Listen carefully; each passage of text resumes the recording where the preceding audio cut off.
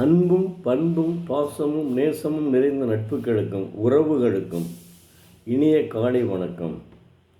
இன்றும் நாம் முன்னாள் ஜனாதிபதியும் இஸ்ரோ விஞ்ஞானியுமான டாக்டர் அப்துல் கலாம் அவர்களை பற்றிய வாழ்க்கை வரலாறை பார்ப்போம். பிரான்ஸ் தொழில்நுட்பத்தில் தயாரான டயமண்ட் ரகத்துடன் பொருந்தும் வகையில் SLV அபோகி ராக்கெட்டை வடிவமைத்து உருவாக்கியிருந்தார்கள். அதை சோதனை ரீதியில் பிரான்சில் பறக்கவிட இருந்த நேரத்தில் அதில் அடுக்கடுக்கான சில சிக்கல்கள் வந்தன. இந்த சிக்கல்களை தீர்ப்பதற்காக உடனடியாக அவர் பிரான்ஸ் செல்ல வேண்டியிருந்தது. அன்று பிற்பகலில் அவர் புறப்பட்டிருக்க வேண்டும்.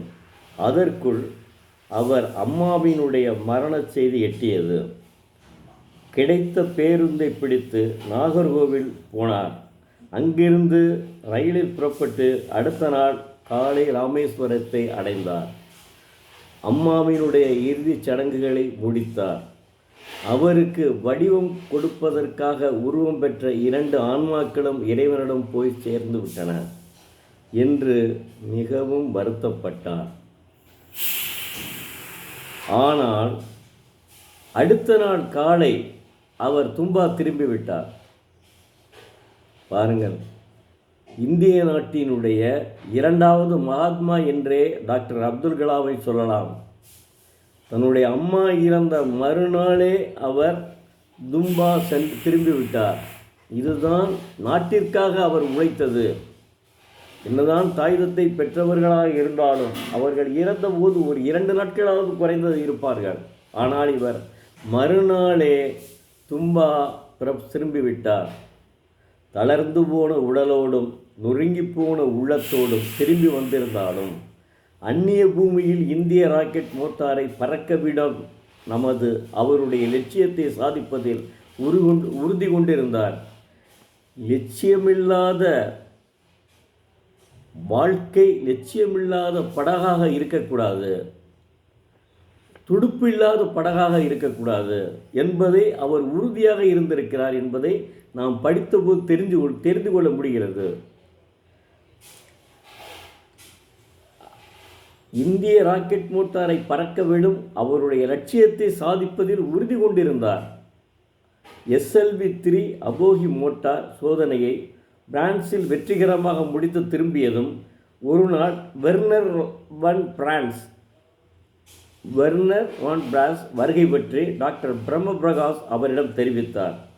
2ஆம் உலகப் போரிலே லண்டனை சர்வநாசம் செய்த அதிபயங்கரமான V2 ஏவுகணைகளை தயாரித்தவர் அவர்தான். அந்த போரின் இறுதி கட்டத்தில் நேச நாடுகள் அவரை சிறைப்பிடித்தன. அவருடைய அறிவாற்றலையும் மதிநுட்பத்தையும் கௌரவிக்கும் வகையில் நாசாவின் ராக்கெட் திட்டத்தில் அவருக்கு உயர் பதவி கொடுத்திருந்தார்கள்.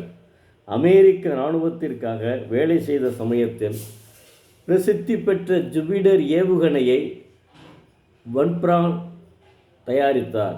3000 கிலோமீட்டர் தொலைவில் தாக்கக்கூடிய IRBM வசதி கொண்ட முதல் ஏவுகணை இதுதான். சென்னை விமான நிலையத்தில் அவரை வரவேற்று தும்பாவுக்கு அழைத்து வரும்படி டாக்டர் பிரம்ம பிரகாஷ் டாக்டர் அப்துல் கலாம் சொன்னபோது அவர் பரவசத்தில் மூழ்கிவிட்டார். டாக்டர் மற்றும் ஏவுகணை சரித்திரத்தில் V2 ஏவுகணை ஜெர்மானிய வார்த்தை வெஸ்டல்டங் ஸ்வாப்பே என்பதன் சுருக்கம். மகத்தான அரும்பெரும் சாதனை. VFR அமைப்பில் விலங்குகளுக்கான சொசைட்டி வன் பிரானும் அவரது பணியினரும் அயராது பாடுபட்டதன் பலன் அதன் தனிநபர் முயற்சியாக ஆரம்பித்து இராணுவ திட்டமாக வடிவம் பெற்ற விண்ணளாவிய முயற்சி அது.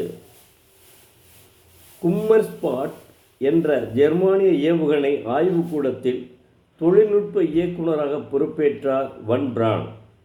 1942 ஜூன் மாதத்தில் நடைபெற்ற முதல் ஏவுகணை சோதனை தோல்வியடைந்தது. 1942 ஆகஸ்ட் 14 நடைபெற்ற சோதனையில் வெற்றி வேகமாக விண்ணில் சீறி பாய்ந்தது. ஒளியின் வேகத்தை மிஞ்சிய முதல் ஏவுகணை என்ற பெருமை பெற்ற சோதனை அது. வன் பிரானின் மேற்பார்வையில் 10,000த்திற்கு மேற்பட்ட ஏவுகணைகளை தயாரித்தார்கள்.